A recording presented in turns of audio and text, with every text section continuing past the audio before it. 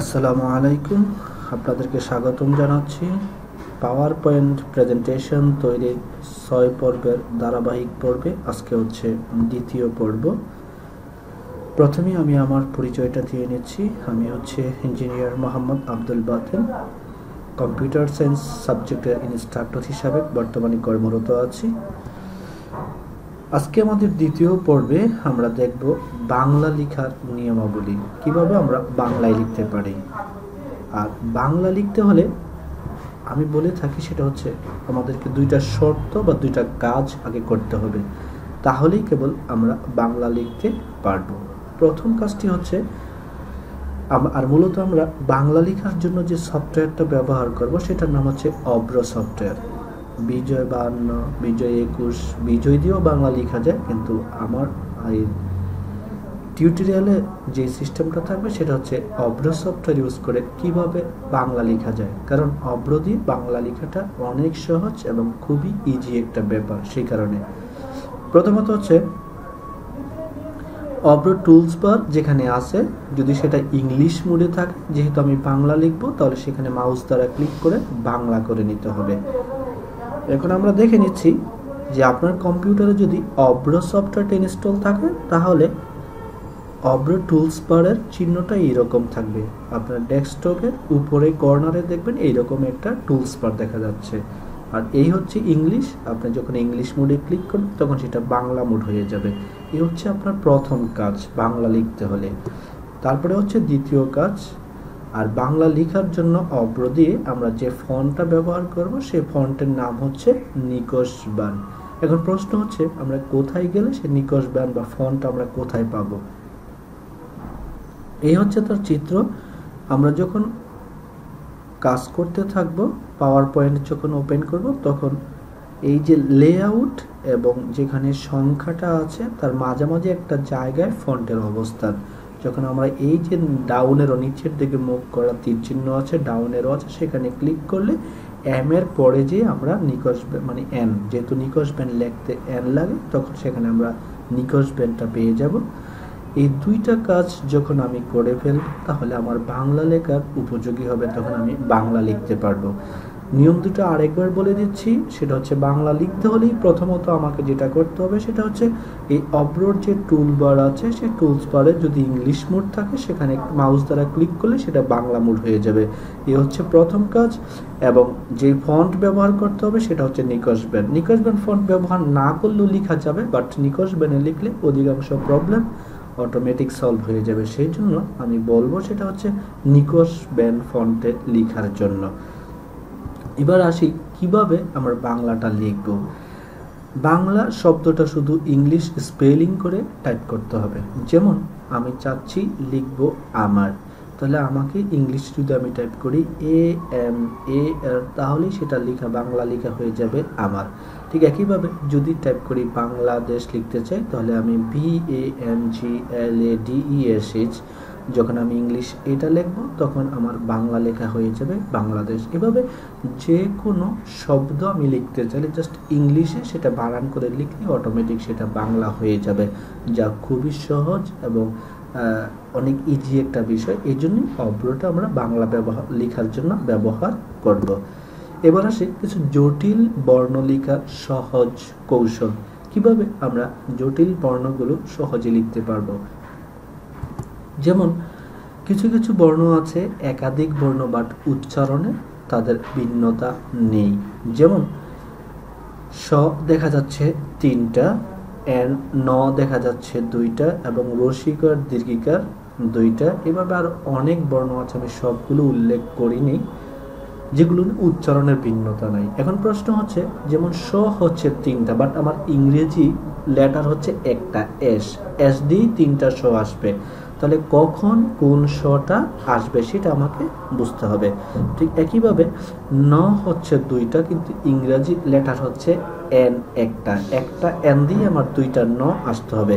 তাহলে এখন প্রশ্ন হচ্ছে কখন কোন নটা আসবে সেটা আমাকে বুঝতে হবে।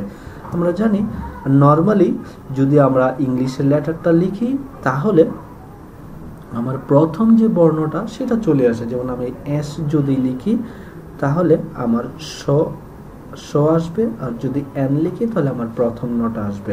কিন্তু প্রশ্ন হচ্ছে তাহলে যদি আমি দ্বিতীয় সটা চাই কিংবা দ্বিতীয় নটা চাই তাহলে কিভাবে লিখতে হবে? সেই জন্য আমাকে লিখতে হবে দ্বিতীয় বর্ণের জন্য শিফট প্লাস হচ্ছে সেই লেটারটি। অর্থাৎ আমি যদি তালব্য স চাই তাহলে শিফট দিয়ে যখন এস দিব তখন তালব্য স চলে আসবে। ঠিক একইভাবে শিফট দিয়ে যখন এন দিব তখন দ্বিতীয় নটা চলে আসবে, কারণ এইটাই এখানে নিয়মে আছে, সেটা হচ্ছে শিফট প্লাস সেই লেটারটি যদি আমি দ্বিতীয় বর্ণ চাই। যেমন আমি যদি এক্সাম্পল দিয়ে দেখিয়ে দিই, সেটা হচ্ছে শিফট প্লাস এস দিলে আসবে তালব্য স এবং শিফট প্লাস এন দিলে আসবে দ্বিতীয় নটা। ঠিক একইভাবে এমন কিছু বর্ণ আছে যেগুলো উচ্চারণের ভিন্নতা আছে, যেমন এগুলোর উচ্চারণের ভিন্নতা নাই, বাট কিছু বর্ণ আছে যেগুলো উচ্চারণের ভিন্নতা আছে, যেমন চ, স, জ, চ, এগুলোর তো উচ্চারণের ভিন্নতা আছে। তাহলে এগুলো কিভাবে লিখবো? ঠিক একইভাবে প্রথম বর্ণটা তো আমি সেই ইংলিশ লেটারটা লিখলে প্রথম বর্ণটা চলে আসবে, যেমন সি দিলে চ আসবে, জে দিলে জ আসবে। বাট আমি যদি স চাই এবং কিংবা ঝ চাই তাহলে কিভাবে লিখতে হবে? তো সেই জন্য যেগুলো এই লেটারটি তার সাথে যদি এইচ দিই তাহলে দ্বিতীয় বর্ণটি চলে আসবে। যেমন আমি যদি স চাই তাহলে সি এর সাথে এইচ দিলে চলে আসবে স। ঠিক একইভাবে যদি ঝ চাই তাহলে জে এর সাথে এইচ। ঠিক তেমনই যদি আমি ধ চাই, যেমন ডি দিয়ে যদি দ আসে তাহলে ডি এর সাথে যদি আমি একটা এইচ যুক্ত করি তাহলে ধ চলে আসবে। ঠিক একইভাবে টি দিয়ে যদি ত আসে এবং সেই টি এর সাথে যদি আমি একটা এইচ দিই তাহলে থ আসবে। এই হচ্ছে বাংলা লেখার জন্য টোটাল 3টা নিয়ম সর্বমোট। প্রথমত হচ্ছে নর্মালি ইংলিশে লেটারটা লিখলে তাহলে প্রথম যে বর্ণটা সেটা চলে আসবে, আর দ্বিতীয় বর্ণটার জন্য যেগুলো উচ্চারণের ভিন্নতা নেই সেই সব বর্ণগুলো লিখতে হলে শিফট দিয়ে ওই ইংরেজি লেটারটা লিখতে হবে, আর যেগুলোতে উচ্চারণের ভিন্নতা আছে দ্বিতীয় বর্ণটার জন্য লেটারটির সাথে একটা এইচ যুক্ত করতে হবে। এইবার আসি, যদি আমি যুক্ত বর্ণ না লিখতে চাই তাহলে কি করতে হবে যুক্ত না করার জন্য? সেটা হচ্ছে যেসব বর্ণের সাথে কোনো কার চিহ্ন নাই সেই সব বর্ণের লেটারের পর একটা ও লিখতে হবে যদি আমি যুক্ত না করতে চাই। যেমন আমি যদি লিখতে চাই মতলব, কারোরই কোনো কার চিহ্ন নাই, সেই কারণে আমি যদি ইংলিশে লিখি তাহলে লিখতে হবে MOTOLOB। যেহেতু নিয়মে আছে কোনো কার চিহ্ন না থাকলে সেই বর্ণের সাথে একটা ও লিখতে হবে। ঠিক তেমনি যদি মন লিখতে চাই, ময়ের যেহেতু কোনো কার চিহ্ন নাই সেই জন্য দিতে হবে MON। যদি আমি এই ওটা না দিতাম তাহলে এম এবং টি যখন লিখতাম তখন ময়ের সাথে তটা যুক্ত হয়ে যেত। আর আমি যেহেতু যুক্ত করতে চাচ্ছি না সেহেতু যেসব বর্ণের কোনো কার চিহ্ন নেই সেই সব বর্ণের লেটারের সাথে একটা ও যুক্ত করতে হবে। এই হচ্ছে আমার প্রেজেন্টেশনের কাজ। এখন আমি প্র্যাকটিক্যালি দেখব যে কিভাবে একটা কাজ এই বাংলা টাইপিং এর কাজটা করতে হয়। সেই জন্য আমি প্রথমে একটা যেমন রাইট বাটন ক্লিক করে নিউ থেকে আমি একটা পাওয়ার পয়েন্ট প্রেজেন্টেশনের ফাইল ওপেন করে নিলাম। এবার সেই ফাইলটাকে আমি ওপেন করলাম লেখার জন্য, যেখানে আমি বাংলায় লিখব। যেমন এইখানে আমাকে লিখতে হবে, ওকে আমরা জেনেছিলাম বাংলা লিখতে হলে দুইটা শর্ত বা দুইটা কাজ। প্রথমত হচ্ছে অব্র টুলবারে ইংলিশ থাকলে বাংলা করতে হবে। তাহলে অব্র টুলবারটা কোথায় আছে সেটা দেখি। এই যে আমার এইখানে অব্র টুলবার দেখা যাচ্ছে যেখানে ইংলিশ লেখা আছে। তাহলে আমার প্রথম শর্ত অনুযায়ী এখানে ক্লিক করে বাংলা করতে হবে। আমি ক্লিক করলাম মাউস, তাহলে এখানে কি হয়ে গেছে বাংলা। আরেকটা শর্ত ছিল সেটা হচ্ছে আমরা যে ফন্ট ইউজ করব সেটা হচ্ছে নিকষ ব্যান্ড। কোথায় খুঁজে পাওয়া যাবে বলেছিলাম লেআউট এবং যে ফন্ট ছোট বড় করার জন্য যে সংখ্যাটা তার মাঝে থাকবে। এই যে মাঝে বর্তমানে ফন্ট আছে বৃন্দা, কিন্তু আমরা ইউজ করব হচ্ছে নিকষ ব্যান্ড। সেহেতু আমি এই তীর চিহ্ন থেকে যখন আমি ক্লিক করব, আর যেহেতু নিকষ লিখতে এন লাগে আমি স্ক্রল বারটা টেনে এম এর পরে গেলে আমি হয়তো এন কে খুঁজে পাবো। এম এর পরে যাওয়ার পরে একটু ধীরে ধীরে খুঁজলে এই যে নিকষ ব্যান্ড পেয়ে গেছি। তাহলে এই দুইটা শর্ত যখন আমি ফিল আপ করবো তখন আমার বাংলা লেখার উপযোগী হয়ে যায়। এবার আমি বাংলা লিখব। যদি আমার লিখতে হয় তাহলে আমি বলেছি জাস্ট বাংলা শব্দটাকে ইংলিশে স্পেলিং করে লিখতে হবে। যেমন AMAR আমি লিখলাম AMAR হয়ে গেল আমার। প্রতিটা শব্দ লেখার পরে কিবোর্ডের যে বড় একটা বাটন আছে স্পেস বার, সেই স্পেস বার প্রেস করতে হবে। আমার NAM নাম আমার নাম, যেমন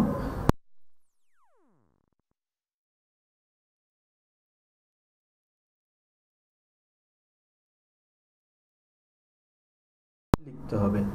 যেমন আমি এবার কিছু যুক্ত বর্ণ বা একটু কঠিন শব্দ লেখার চেষ্টা করছি। যেমন আমি চাচ্ছি শশী, যেটা লিখতে তালব্য স লাগবে। তাহলে আমি জানি নর্মালি অ্যাস দিলে আসতেছে এই স, আর যেহেতু স এর উচ্চারণের কোনো ভিন্নতা নাই, সেহেতু আমি বলেছিলাম দ্বিতীয় বর্ণটার জন্য শিফট চেপে সে লেটারটা লিখতে হয়। তাই আমি কিবোর্ডের শিফট চেপে যখন অ্যাস লিখবো তখন চলে আসবে তালব্য স। ঠিক একইভাবে আবার দ্বিতীয়টার জন্য তালব্য স শশী। যদি আমি নর্মালি আই দেই তাহলে আসবে হচ্ছে রসিকার, কিন্তু আমি যদি চাই দীর্ঘিকার, তাহলে যেহেতু উচ্চারণের পার্থক্য নেই, তাহলে শিফট চেপে যখন রসি আই দিব তখন সেটা চলে আসবে দীর্ঘিকার। এটা ছিল যেগুলো উচ্চারণে ভিন্নতা নেই। এবার আসি যেগুলো উচ্চারণে ভিন্নতা আছে। যেমন আমি চাচ্ছি হচ্ছে ঝড় তুফানের জ্বর লিখতে, তাহলে নর্মালি যখন যে লিখবো তখন আসবে এই জ, বাট আমি যদি ঝ চাই তাহলে আমি জানি যেগুলো উচ্চারণের পার্থক্য আছে ওই লেটারের সাথে একটা এস যুক্ত করতে হয়। যেমন আমি বর্তমানে এখানে যে লিখেছি, যার কারণে ঝ আসছে। যখন যে এর সাথে আমি একটা এস দিব তখন ওই ঝ চলে আসছে।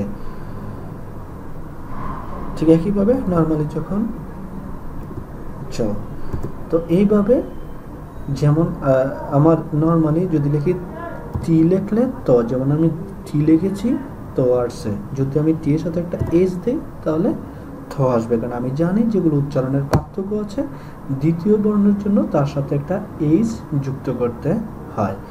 যেমন ডি এর জন্য যেমন আমি এখানে ডি লিখেছি দ আসছে, তার সাথে যদি একটা এস দিই তাহলে ধ আসবে।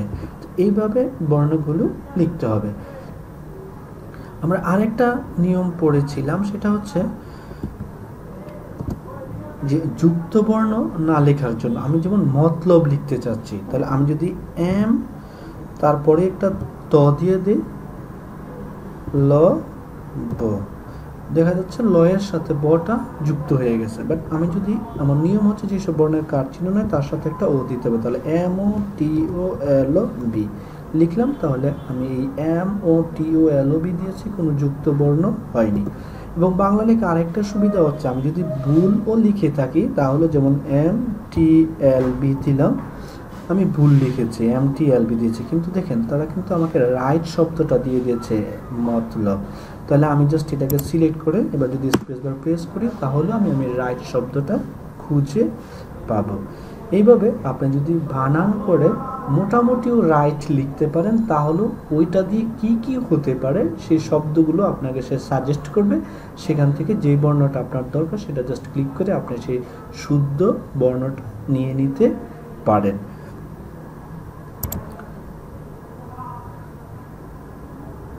তো এইভাবে আপনি যে কোনো শব্দ লিখতে পারবেন। যেমন কিছু আমি জটিল শব্দ যদি লিখতে চাই, যেমন ব্রাহ্মণবাড়িয়া, তাহলে ব্রাহ্মণবাড়িয়া যদি লিখতে হয় আপনি জাস্ট আইডিয়া করে লিখলেই আপনি সেটা পেয়ে যাবেন। যেমন ব্রাহ্মণ ভি আর এ ব্রাহ্মণ, মটা ডাবল হচ্ছে তাহলে ডাবল এন আকারেন ব্রাহ্মণ এটা হতে পারে। অথবা যদি আপনি ক্ষীয় চান ক্ষীয়, তাহলে আপনাকে ডাবল কে যখন এস দিবেন তখন হচ্ছে চলে আসবে হচ্ছে ক্ষীয়। যেমন আপনি যদি রিকার চান যেমন কৃষক, তাহলে যেমন ক double R I, K double R I যখন দিব তখন চলে আসছে যে ক্রি। এখন প্রশ্ন হচ্ছে এই বিষয়গুলো যদি আপনার মনে না থাকে তাহলে বুঝবেন কিভাবে কোন বর্ণটা কিভাবে আসবে। সে তখন আপনি এই অব্র টুলবারে এখানে যাওয়ার পরে তার পাশেই যে একটা চিহ্ন আছে এখানে যখন ক্লিক করবেন তখন আপনার সামনে এইরকম একটা উইন্ডো চলে আসবে, এখান থেকে জাস্ট আপনি দেখে নিতে পারবেন। যেমন স এস দিয়ে, হ এস দিয়ে, এইরও আসছে ক্যাপিটাল আর দিয়ে, তার মানে শিফট আর লিখলেই সেটা ক্যাপিটাল আর হবে। ঠিক এখানে যে প্রতিটি যে শব্দ বা কার চিহ্ন ফলা চিহ্ন কিভাবে আসবে না আসবে প্রতিটা নির্দেশনা এখানে দিয়েছেন। আপনি ইচ্ছে করলে এটা দেখে দেখেও লিখতে পারেন, আর যখন লিখতে থাকবেন ধীরে ধীরে আপনার সবগুলো আয়ত্ত হয়ে যাবে যে কোন বর্ণটা কিভাবে আসবে।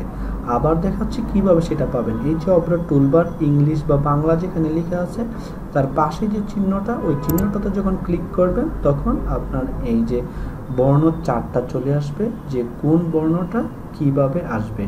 যে বর্ণটাই ক্যাপিটাল লেখা থাকবে বুঝতে হবে সেটাকে শিফট দিয়ে যখন ওই লেটারটা প্রেস করবেন তখন সেটা ক্যাপিটালে চলে আসবে।